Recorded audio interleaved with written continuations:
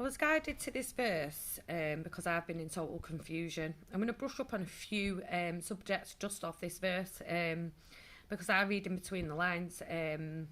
So I've been a Christian for 2 years. Before that, I was spiritual. I've been on a spiritual journey for 10 years.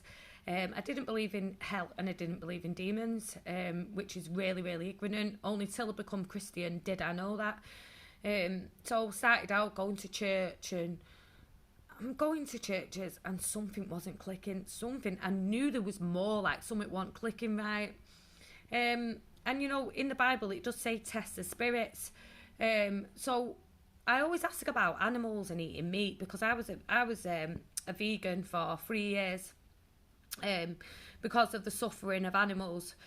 So I looked into it and I was thinking, well, God, why are these Christians so unempathetic towards creations you've created?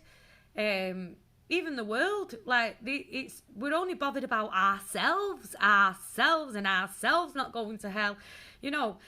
And it's just crazy to me. God isn't a man. He's not sat there in heaven like a man. I'm sorry to burst all your narcissistic bubbles, but God's not sat there as a man. God's a light. We're scientifically proven we're made out of light, of stardust. So what is lightliness and our image are the angels and God, because it's love. It's the purest form of love. I have had an experience. I've seen God in a light form, and I've never ever experienced love like it. So what he's saying is love is the message, love is the key. But then we're okay. We can sit there and we can say, oh, just let this animal, just let this, oh, it's okay. Beef is okay, it's okay, because God put animals here for us to eat, but he also put animals here for us to test our hearts.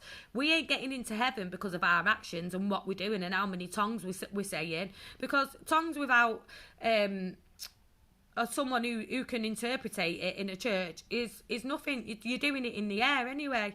So it's always best to get your own knowledge and your relationship with God and check over and see actually what it means. This doesn't mean he gives us dominion to animals, and just because we're made in the image of God. Are you joking? It's so narcissistic.